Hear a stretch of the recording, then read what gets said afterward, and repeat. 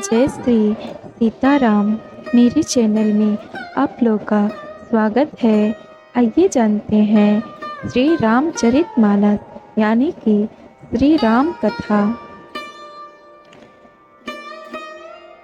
श्री रामचरितमानस का स्थान हिंदी साहित्य में ही नहीं, जगत के साहित्य में निराला है।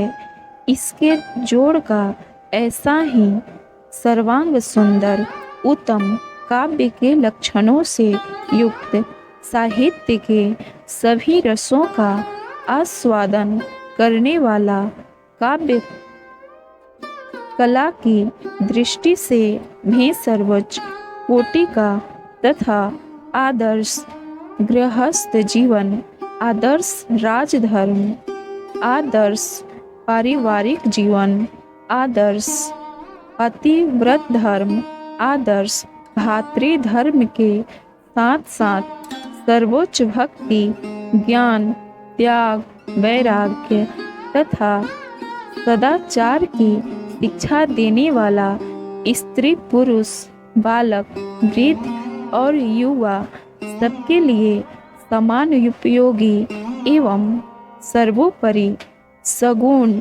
साकार भगवान की आदर्श मानव लीला तथा उनके गुण, प्रभाव, रहस्य तथा प्रेम के गहन तत्व को अत्यंत सरल, रोचक एवं ओजस्वी शब्दों में व्यक्त करने वाला कोई दूसरा ग्रंथ हिंदी भाषा में ही नहीं, कदाचित संसार की किसी भाषा में आज तक नहीं लिखा गया। यही कारण है कि जितने चाव से गरीब अमीर, शिक्षित अशिक्षित, गृहस्थ सन्यासी, स्त्री पुरुष, बालक, वृद्ध सभी श्रेणी के लोग इस ग्रंथ को पढ़ते हैं, उतने चाव से और किसी ग्रंथ को नहीं पढ़ते तथा भक्ति, ज्ञान, नीति, सदाचार का जितना प्रचार जनता में इस ग्रंथ से हुआ है, उतना कदाचित और किसी ग्रंथ से नहीं हुआ। जिस ग्रंथ का जगत में इतना मान हो, उसके अनेकों संस्करणों का छपना तथा उस पर अनेकों टीकाओं का लिखा जाना स्वाभाविक है। इस नियम के अनुसार श्री रामचरितमानस के भी आज तक सैकड़ों संस्करण छप चुके हैं। प्रत्येक पद को श्रद्धालु लोग मंत्रवत आदर देते हैं और इसके पाठ से लौकिक एवं पारमार्थिक अनेक कार्य सिद्ध करते हैं। यही नहीं, इसका श्रद्धा पूर्वक पाठ करने तथा इसमें आए हुए उपदेशों का विचार पूर्वक मनन करने एवं उनके अनुसार आचरण करने से तथा इसमें वर्णित भगवान की मधुर लीलाओं का चिंतन एवं कीर्तन करने से मोक्ष रूप परम पुरुषार्थ एवं उससे भी बढ़कर भगवत प्रेम की प्राप्ति आसानी से की जा सकती है। क्यों न हो, जिस ग्रंथ की रचना गोस्वामी तुलसीदास जी जैसे अनन्य भगवत भक्त के द्वारा, जिन्होंने भगवान सीताराम जी की कृपा से उनकी दिव्य लीलाओं का प्रत्यक्ष अनुभव करके यथार्थ रूप में वर्णन किया है, साक्षात भगवान श्री गौरी शंकर जी की आज्ञा से हुई तथा जिस पर उन्हीं भगवान ने सत्यम शिवम सुंदरम लिखकर अपने हाथ से सही की, उसका इस प्रकार का अलौकिक प्रभाव कोई आश्चर्य की बात नहीं है। ऐसी दिशा में इस अलौकिक ग्रंथ का जितना भी प्रचार किया जाएगा, जितना अधिक पठन पाठन एवं मनन अनुशीलन होगा, उतना ही जगत का मंगल होगा। इसमें तनिक भी संदेह नहीं है। वर्तमान समय में तो जब सर्वत्र हाहाकार मचा हुआ है, सारा संसार दुख एवं अशांति की भीषण ज्वाला से जल रहा है, जगत के कोने कोने में मार काट मची हुई है और प्रतिदिन हजारों मनुष्यों का संहार हो रहा है, करोड़ों अरबों की संपत्ति एक दूसरे के विनाश के लिए खर्च की जा रही है, विज्ञान की सारी शक्ति पृथ्वी को शमशान के रूप में परिणत करने में लगी हुई है। संसार के बड़े से बड़े मस्तिष्क संहार के नए नए साधनों को ढूंढ निकालने में व्यस्त हैं। जगत में सुख शांति एवं प्रेम का प्रसार करने तथा भगवत कृपा का जीवन में अनुभव करने के लिए श्री रामचरितमानस का पाठ एवं अनुशीलन परम आवश्यक है। श्री गणेशाय नमः। श्री जानकी वल्लभो विजयते। श्री रामचरितमानस प्रथम सोपान बालकांड। श्लोक। अक्षरों, अर्थ समूहों, रसों, छंदों और मंगलों की करने वाली सरस्वती जी और गणेश जी की मैं वंदना करता हूँ। श्रद्धा और विश्वास के स्वरूप श्री पार्वती जी की और श्री शंकर जी की मैं वंदना करता हूँ, जिनके बिना सिद्ध जन अपने अंतःकरण में स्थित ईश्वर को नहीं देख सकते। ज्ञान में नित्य शंकर रूपी गुरु की मैं वंदना करता हूँ, जिनके आश्रित होने से ही टेढ़ा चंद्रमा भी सर्वत्र वंदित होता है। श्री सीताराम जी के गुण समूह रूपी पवित्र वन में विहार करने वाले विशुद्ध विज्ञान संपन्न कवीश्वर श्री वाल्मीकि जी और कपीश्वर श्री हनुमान जी की मैं वंदना करता हूँ। उत्पत्ति स्थित पालन और संहार करने वाली, क्लेशों की हरने वाली तथा संपूर्ण कल्याणों की करने वाली श्री रामचंद्र जी की प्रियतमा श्री सीता जी को मैं नमस्कार करता हूँ, जिनकी माया के वशीभूत संपूर्ण विश्व ब्रह्मादि देवता और असुर हैं, जिनकी सत्ता से रस्सी में सर्प के भ्रमण की भांति यह सारा दृश्य जगत सत्य ही प्रतीत होता है और जिनके केवल चरण ही भव सागर से तरने की इच्छा वालों के लिए एकमात्र नौका है। उन समस्त कारणों से पर सब कारणों के कारण और सबसे श्रेष्ठ राम कहाने वाले भगवान श्री हरि की मैं वंदना करता हूँ।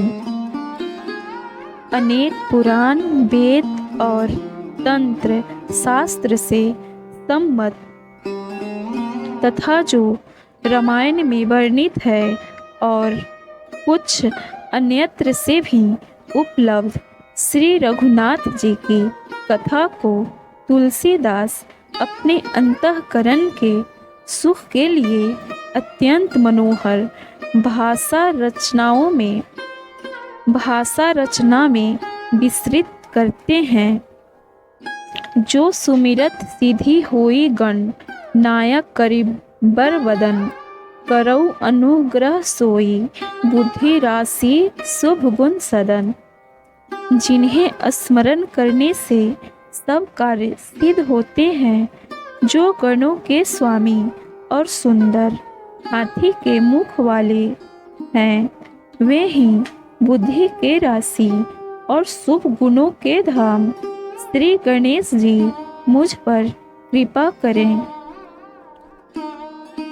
मुख होई बाचाल पंगु, चढ़ई गिरिवर गहन, जासु कृपा सो दयाल, द्रवऊ सकल कली मल दहन।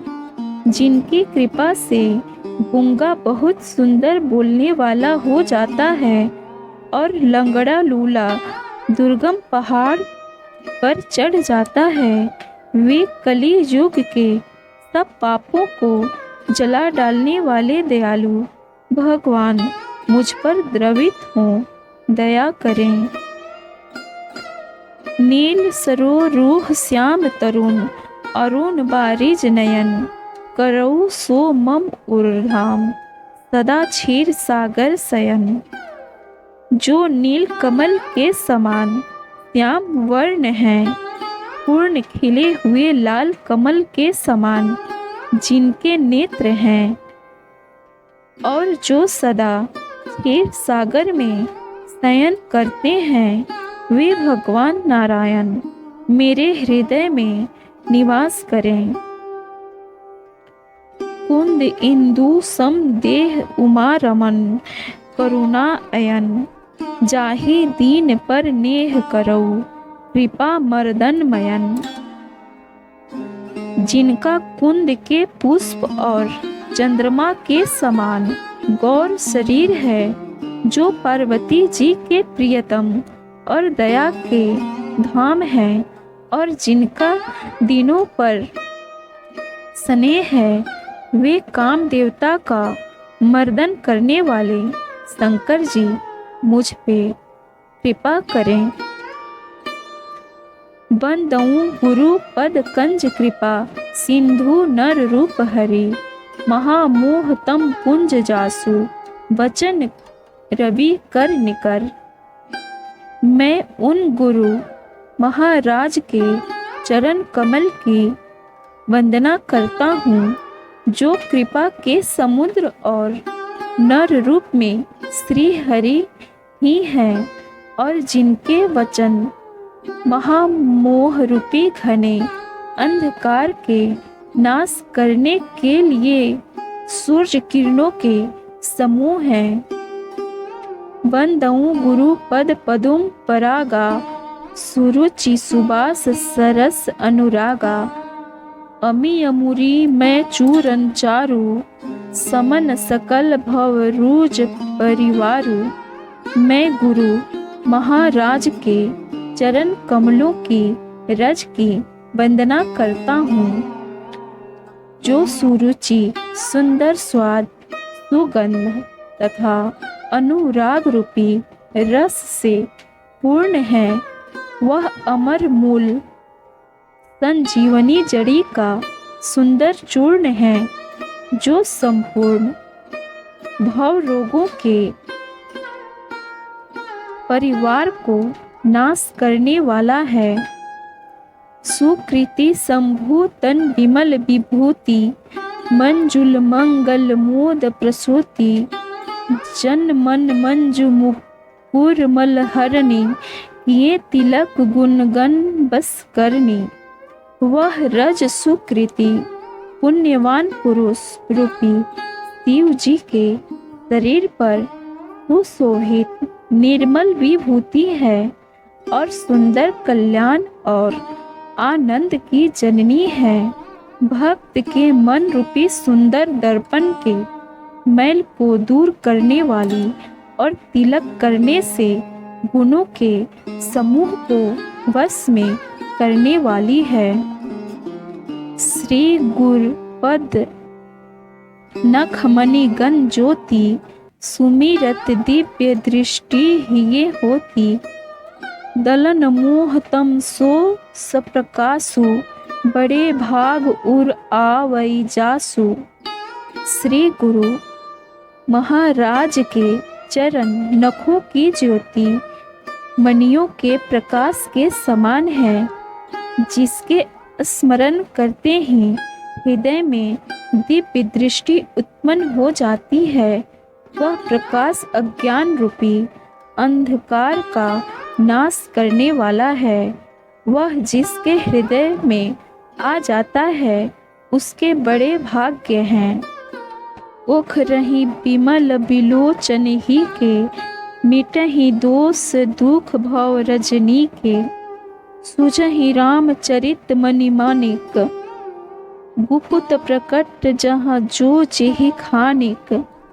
उसके हृदय में आते ही हृदय के निर्मल नेत्र खुल जाते हैं और संसार रूपी रात्रि के दोष दुख मिट जाते हैं एवं श्री रामचरित्र रूपी मणि और माणिक्य गुप्त और प्रकट जहाँ जो जिस खान में है सब दिखाई पड़ने लगते हैं। दोहा।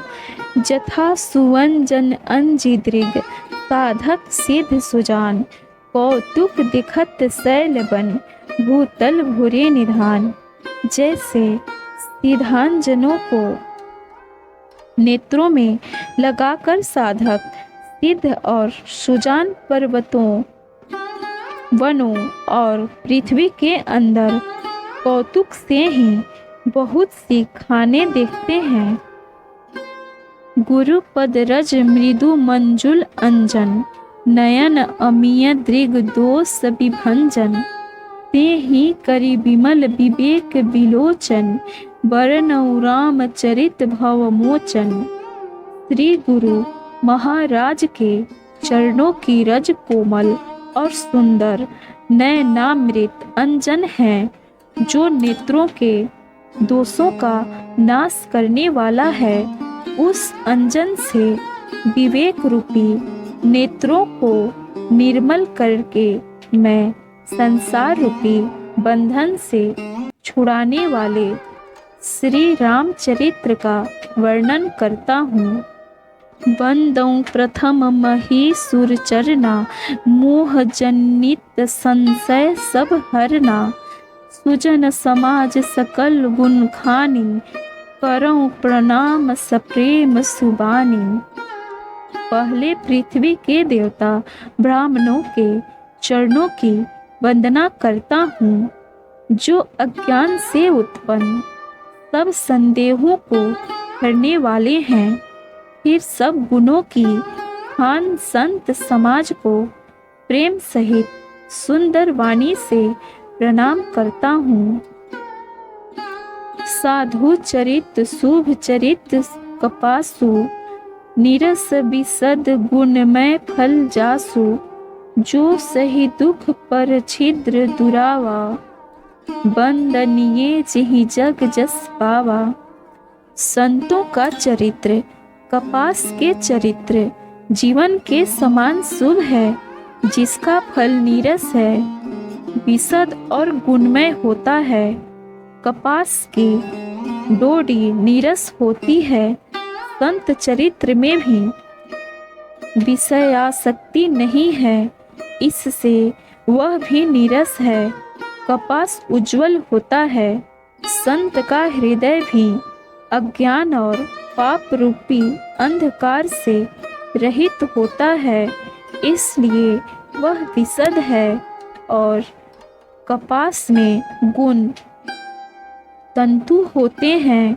इसी प्रकार संत का चरित्र भी सद्गुणों का भंडार होता है, इसलिए वह गुणमय है।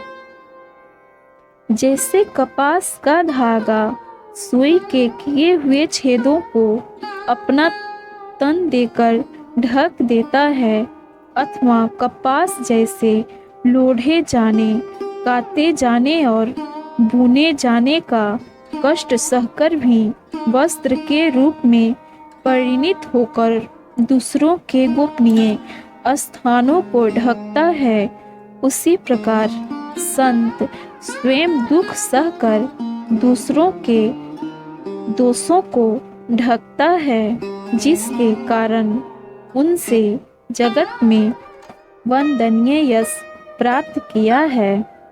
मुद मंगल में संत समाजु, जो जग जंगम तीरथ राजू, राम भक्ति जहाँ सुर सरिधारा, सर सई ब्रह्म विचार प्रसारा।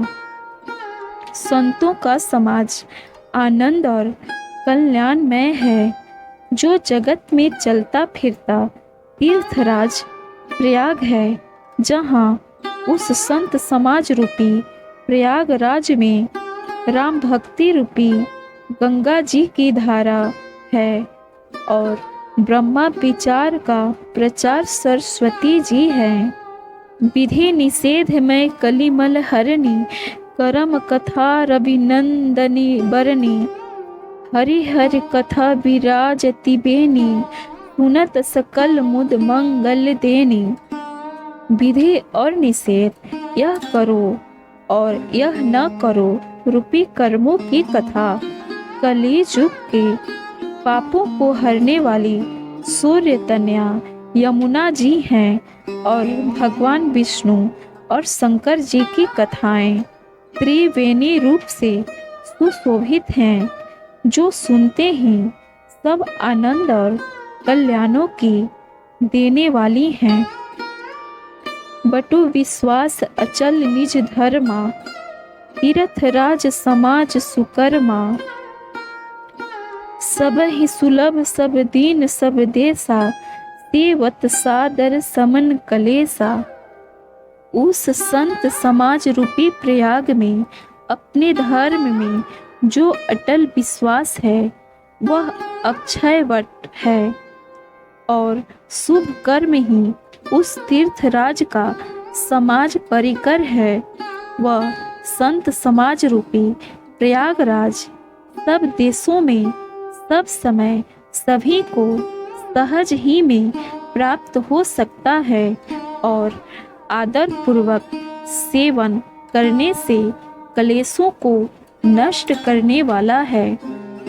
अकथ अलौकिक तीर्थ राउ, दे सद्ध फल प्रकट प्रभाव। वह तीर्थराज अलौकिक और अकथनीय है एवं तत्काल फल देने वाला है, उसका प्रभाव प्रत्यक्ष है। दोहा। सुनी समूझहि जन मुदित मन, मन जहि सुनी समूझहि जन मुदित मन, मजहि अति अनुराग।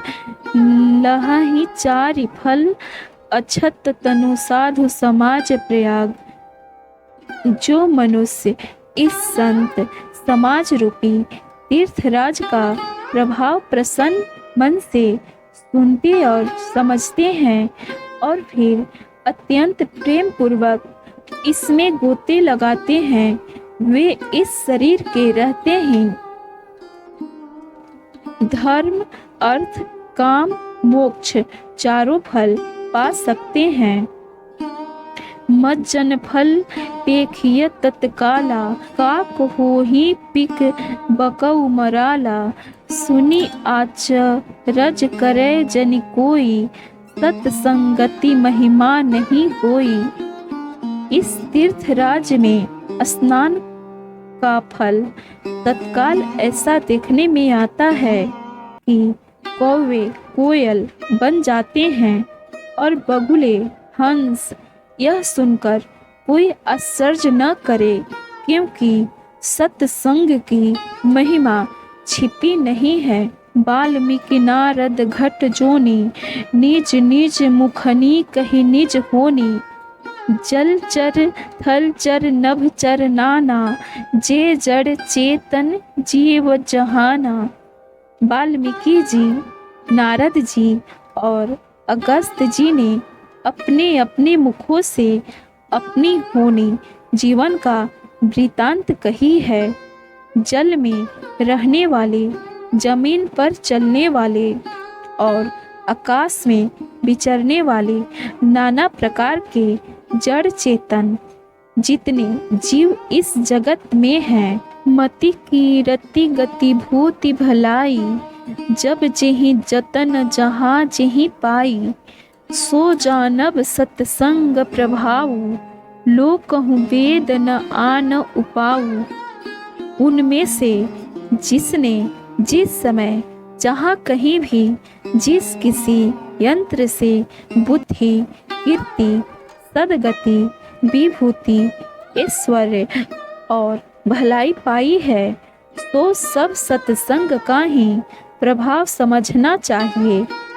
वेदों में और लोक में इनकी प्राप्ति का दूसरा कोई उपाय नहीं है। बिनु सत्संग विवेक न होई, राम कृपा बिनु सुलभ न सोई। सत्संगत मूत मंगल मूला, सोई फल सिद्धि सब साधन फूला। सत्संग के बिना विवेक नहीं होता और श्री राम जी की कृपा के बिना वह सत्संग सहज में मिलता नहीं। सत्संगति आनंद और कल्याण की जड़ है। सत्संग की सिद्धि प्राप्ति ही फल है और सब साधन तो फूल है। सठ सुधर ही सत्संगति पाई, पारस परस कुधात सुहाई। विधि बस सुजन सुसंगत परहि, फनि मनि सम निज गुण अनुसरहि। दुष्ट भी सत्संगति पाकर सुधर जाते हैं। जैसे पारस के स्पर्श से लोहा सुहावना हो जाता है, सुंदर सोना बन जाता है। किंतु दैव योग से यदि कभी सज्जन कुसंगति में पड़ जाते हैं, तो वे वहाँ भी सांप की मणि के समान अपने गुणों का ही अनुसरण करते हैं। अर्थात जिस प्रकार सांप का संसर्ग पाकर भी मणि उसके विष को ग्रहण नहीं करती तथा अपने सहज गुण प्रकाश को नहीं छोड़ती, उसी प्रकार साधु पुरुष दुष्टों के संग में रहकर भी दूसरों को प्रकाश ही देते हैं। दुष्टों का उन पर कोई प्रभाव नहीं पड़ता। विधि हरिहर कवि को विद्वानी, कहत साधु महिमा सकुचानी।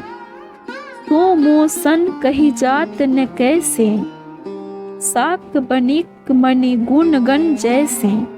ब्रह्मा विष्णु शिव कवि और पंडितों की वाणी भी संत महिमा का वर्णन करने में सकुचाती है। वह मुझसे इस प्रकार नहीं कही जाती जैसे साख तरकारी बेचने वाले से मणियों के गुण समूह नहीं कहे जा सकते हैं। तो ये थे श्री रामचरितमानस की कुछ पंक्तियाँ हिंदी में। जो आप लोगों को अच्छी लगी हो तो मेरे चैनल को लाइक और सब्सक्राइब ज़रूर कर लें। जय श्री सीताराम।